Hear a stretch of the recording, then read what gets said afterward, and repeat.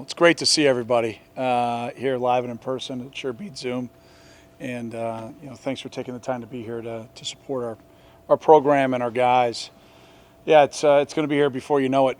25 days away from the opener, and the guys are off to a really good start. We're now kind of in the full swing of things here this week after reporting last week, and I thought the guys had great retention early in camp, late last week, and we're adding a lot to their plate right now mentally. And so our hope is they can continue to handle that, and we can continue to improve and get better while stressing fundamental football and things of that nature beyond the scheme. Just really excited to get back playing ball. Really excited to have everybody back in Ryan Field, and excited to get back to Big Ten football. So we're going to have a huge challenge in the opener against State. We know that, but it's going to be fun to be back out there with our fans in the buildings. So with that, I'll open up to any and all questions. Pat, are you anticipating a more normal feel to the season? I hope so, Dave. Yeah, I really hope so. This team, this group of men and our support staff and women have been phenomenal with taking care of our health and taking care of each other. So, my hope is that it'll be normal. A lot of those things still are out of our control, which I'm not going to talk about. I'll just say I'm disappointed. But there's no better group of people that have handled this the right way than our group, and I'm proud of everybody for doing that. What impact will having fans back in the stands on the third have on you? Yeah, I mean, Big Ten football is the best of the best, and what makes it that way beyond the incredibly talented young men and great coaching, more importantly, from the experience standpoint, are the fans. They make it what's so special. And, we got a little snapshot of it at the Citrus Bowl last year when we had 20,000 fans, and it felt like a million. It was awesome. So it was great to be a part of. So just really looking forward to getting back to that normalcy. We probably won't know until Michigan State, Fitz, but when do you want to know who your starting quarterback is? Do you want to piece that together within the first few days, or is it going to take until then? Yeah, it's I've had different things in my 16 years, right, where you've got returning all Big Ten level quarterbacks. You've got a competition between two guys. You maybe got a transfer that comes in like last year, like Peyton, that won the job pretty quickly. So it'll be done when it's done, and I'm not going to put a timetable on it. Yeah, of course, I wish it was done in spring ball, but nobody really separated themselves, and I'm not saying that as a negative. The whole group has improved and gotten better, and that's a credit to them. So we'll see how things unfold. You've had those different situations as you've outlined. Does it excite you when you come in with competition, or like you said, you kind of want to know who the guy is, but does that make you more nervous heading into a fall camp without the guy? I'd much rather have an all Big Ten guy coming back. Yeah, I'll leave it at that. Yeah. A little easier to choose from. Yeah, no, I just think you put the ball out there and let the guys go play, and then it ends up working itself out. When you look at how they pick the system up, are they able to execute the offense? Do they make the other 10 guys better around them? Does the team have confidence in them? And then ultimately their job is to get us down the field and score points and to take care of the football. So all those things go into every rep every day, and like I said, I really am proud of the group. They've done a really good job. So we'll see how it plays out here over the next month. What is it about Hunter that he's been able to stay confident and stay motivated? Because he's had the ups and downs, obviously, since coming to you guys with Hunter. I think, again, I don't want to speak for Hunter, but the amount of the number of different offensive coordinators that he's had to deal with in his career is obvious. And I think having the consistency with Jake has really helped out a lot. So I think that's number one. I think he's, probably was frustrated with maybe some of his play in 19, but he didn't pout. He just knew he needed to grind a little harder and play better. And to this point, really even last year, he was in position to be the starter. And to Peyton's credit, he won the job, right, and then never gave it up. So that's it says a lot about I think Hunter's character. The experience factor is being talked about. The fact that you guys are obviously lost a lot of guys from last year. Yeah. How do you see that playing out right now? Yeah, I mean, the national media's got to find something negative to say about us. I mean, that's pretty much par for the course. I mean, let's find the negative. There it is, right? So I really don't care. I mean, like I talked about a media day down in Indy, everybody wants to talk about what we don't have coming back.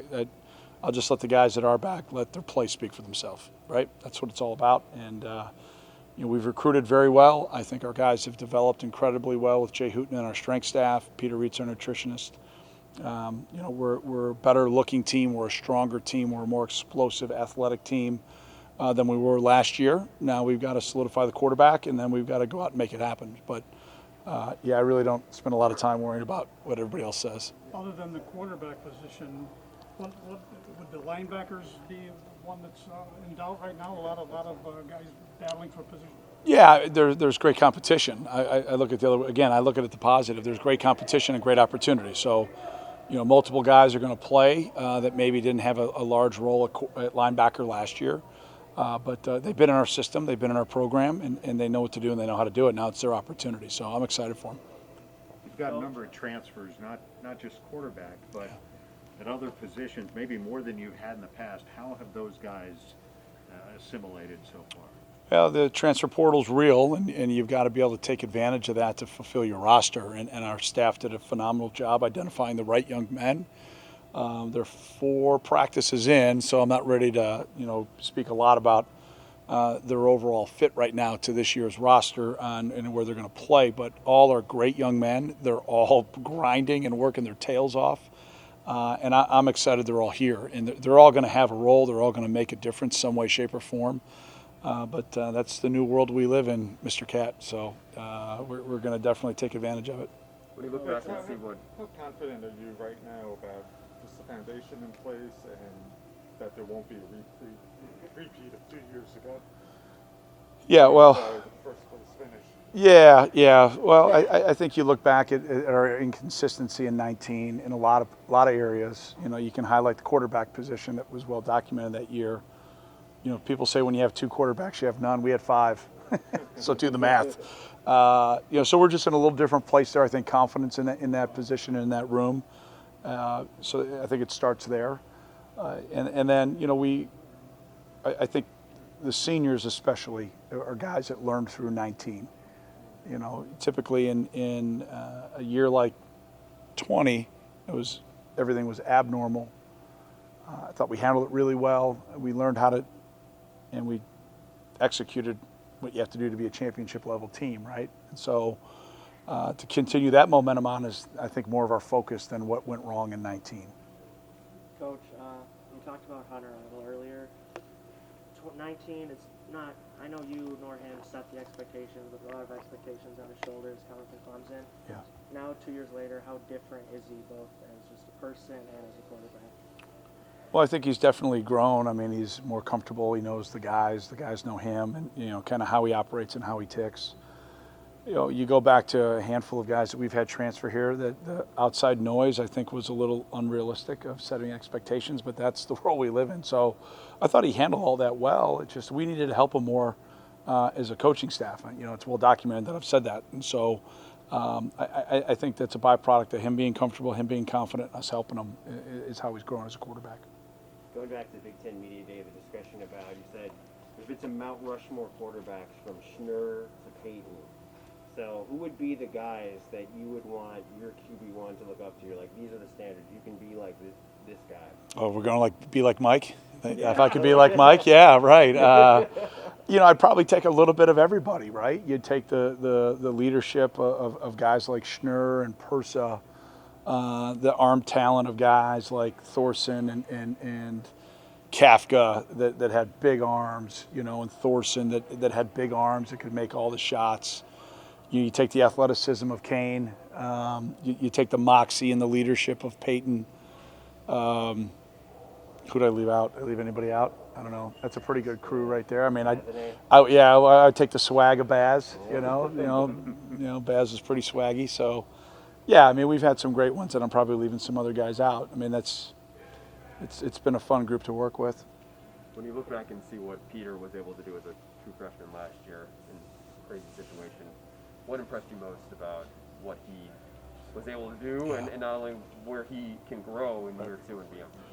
Peter Skronsky matriculates to our program last summer. It wasn't like he graduated early. So, I mean, it was 2 quick months, and now all of a sudden chaos strikes with COVID, and we're not playing. We are playing.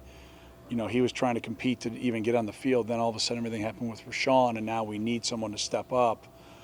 And, he was mentally ready. I think physically, maybe not right away from a physical confidence standpoint. He had the tools, but just the confidence to trust himself. And then just to watch each week how he improved is pretty special.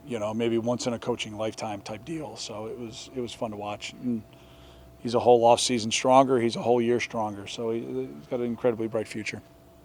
Hey, Coach, you talked a little bit about leadership earlier. How important has it been for a defense that's had a lot of turnover with graduation and also a new defensive coordinator? How important has Chris Bergen coming back for a fifth year been, both having him as a leader and bringing up the newer guys? Seems like Chris has been here for like 50 years, right? He's been through a lot. Former walk-on that earned a scholarship, earned a role. You could argue is, if not the best in the small group of guys that are maybe the best special teams players in the Big Ten. And then to see the way that he's played linebacker the last few years has been spectacular. Yeah, you talk about his experience, his passion for the game. Same thing with Bijo, with Spivak, with Trevor, Sam Dupe coming back. We got a lot. I mean, it's funny. Paul forwarded me some articles. I'm just like, wow, the sky's falling. We've lost so much. What are we going to do? And this is college football. You lose 25% of your roster every year. So, this is what you plan for. And, sometimes a new face and a new opportunity brings a new level of excitement and wow, I didn't know he was that good type of mentality for the outside. But we know what our guys can do, and they've put the work in, and they're going to find out right away against a very talented Michigan State team in the opener. You kind of mentioned that it seems like he's been here for 50 years. He was just named to the Buckus Award watch list a couple weeks ago. What would it mean for you to see a player that you've worked with for so long get national recognition like that? Yeah, it's great. I think they're giving all those things away like Skittles now. I think we got like everybody nominated for something. I mean, not that Chris hasn't earned it and the other guys haven't earned it, but you guys probably all clicked on their website, so they're happy that you did that. But he's earned it. He's earned it on the field, and to me, I think that credit obviously goes to him, and he's got a pretty darn good coach in Tim McGargle, and so to see the job that Tim's done with him, but Chris is just relentless in his work ethic, and it's paid off. Now that Spivak has number one, does that mean you're developing some kind of an offensive package for him like Fridge, or? Well, we've had other guys in the D-line play in the backfield, and Joe's been back there before too, but I will make it public that no, we're not going to put Spivak in at fullback on the first play against Michigan State. No, that won't happen. It's official. To give some love to the offensive line, because I know they don't get as much as they should. What was the key for them to really step up and kind of improve from 19 to 20?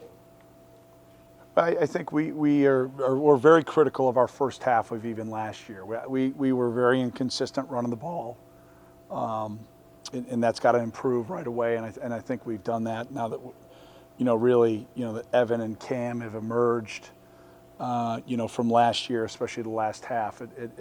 How efficient we were able to run the ball with them in the backfield. But when you've got experience like with Sam in the middle and Ethan, who's played a ton of ball. I think that those two from a leadership standpoint are absolutely phenomenal. And then Kurt's done a really good job developing the group. We think we've got 10, maybe 11 guys that right now are in competition to be in that 2 deep, and that gives you a lot of confidence up front. Coach, there was a lot of talk around Hunter Johnson when he transferred here, because of how highly recruited he was out of high school. And you see some similar things happening with Ryan. Yeah. What differences have you seen in their transitions to the system, and how are you seeing Ryan assimilate to the program? Yeah, it's amazing when a guard transfers, I don't get asked as many questions. I just don't understand why, It's just the nature of the quarterback position, right? I mean, you're going to have those types of expectations when you, have a great high school career, and both those guys deserve that. I think just, Ryan's done a great job. He was only here for 2 weeks in spring ball, so that's a little bit different than for Hunter. But he's gotten to know the guys. He's starting to learn the offense. He's starting to go through, what it takes to be the quarterback here, and that's the grind of training camp. So it's been fun to watch, but like our whole room, he's got a lot of work to do. All right, thank you. Appreciate it. Have a great week. Go Cats.